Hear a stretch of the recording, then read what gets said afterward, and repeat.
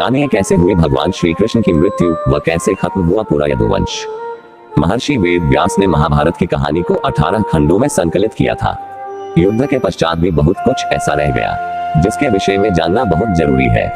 18 दिन चले महाभारत के युद्ध में रक्तपात के सिवाय कुछ हासिल नहीं हुआ। इस युद्ध में कौरवों के समस्त कुल का नाश हुआ, साथ ही पांचों पांडवों को छोड़कर पांडव कुल के अधिकांश लोग मारे गए। लेकिन इस युद्ध के कारण युद्ध के पश्चात एक और वंश का खात्मा हो गया। वो था श्री कृष्ण जी का यदुवंश। महाभारत कौरवों और पांडवों के बीच हुए युद्ध का वो रूप है जिसने कुरुक्षेत्र की मिट्टी तक लाल कर दी थी। कहा जाता है इस भयंकर युद्ध में इतने लोगों ने अपनी जान गंवाई थी कि आज भी उनके लहू से कुरुक्षेत्र, जहां महाभारत का युद्ध लड़ा गया था, की मिट्टी का रंग लाल ही है। महर्षि वेद व्यास ने महाभारत की कहानी को 18 खंडों में संकलित किया था।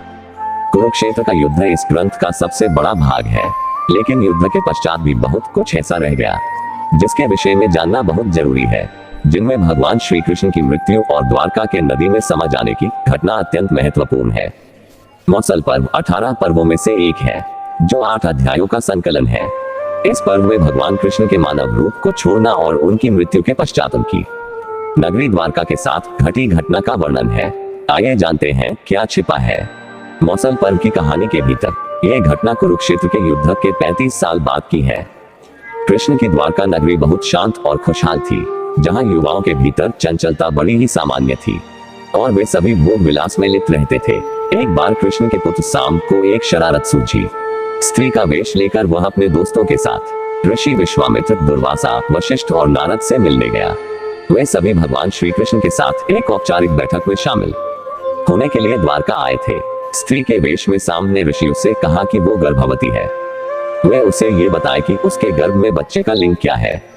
उनमें से एक ऋषि ने इस खेल को समझ लिया और क्रोधित होकर साम को श्राप दिया कि वो लोहे के तीर को जन्म देगा, जिससे उनके कुल और साम्राज्य का विनाश होगा। साम ने ये सारी घटना उग्रसेन को बताई। उग्रसेन ने साम से कहा कि वे तांबे के तीर का चूर्ण बनाकर प्रभास नदी में प्रवाहित कर दे। इस तरह उन्हें उस श्राप से छुटकारा मिल जाएगा। सांबा ने सब कुछ उग्रसेन के कहे अनुसार ही किया। साथ ही उग्रसेन ने यह भी आदेश दिया कि यादव राज्य में किसी भी प्रकार की नशीली सामग्रियों का ना तो उत्पादन किया जाएगा और ना ही वितरण। इस घटना के बाद द्वारका के लोगों ने विभिन्न अशुभ संकेतों का अनुभव किया। सुदर्शन चक्र, कृष्ण के शंख, उनके रथ और बलराम के हल का अदृश्य हो जाना, अपराधों और पापों में बढ़ोतरी होना, लाज शर्म जैसी चीजों का समाप्त हो जाना। चारों ओर अपराध, अमानवीयता और पाप का साया था। बुजुर्गों और गुरुओं का असम्मान, निंदा, द्वेष जैसी भावनाओं में उल्लेखनीय बढ़त आदि सब द्वारका के लोगों का जीवन बन गया था। यह सब देखकर भगवान कृष्ण परेशान हो गए और उन्होंने अपनी प्रजा से प्रभास नदी के तट पर जाकर तीर्थ यात्रा कर अपने पापों से मुक्ति पाने को कहा। सभी ने ऐसा ही किया, परंतु जब सभी यादव प्रभास नदी के किनारे पहुंचे तो वहां जाकर सभी मदिरा के नशे में चूर होकर भोग विलास में लिप्त हो गए। मदिरा के नशे में चोर सात्याकी कृतवर्मा के पास पहुंचा और अश्वत्थामा को मारने की साजिश रचने और पांडव सेना के सोते हुए सिपाहियों की हत्या करने के लिए उसकी आलोचना करने लगा। वहीं कृतवर्मा ने भी सात्याकी पर आरोप मरने शुरू कर दिए। बहस बढ़ती गई और इसी दौरान सत्याकी के हाथ से कृतवर्मा की हत्या हो गई।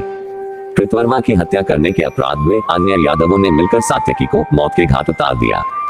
जब कृष्ण को इस बात का पता चला तो वे वहां पर प्रकट हुए और एरका घास को हाथ में उठा लिया।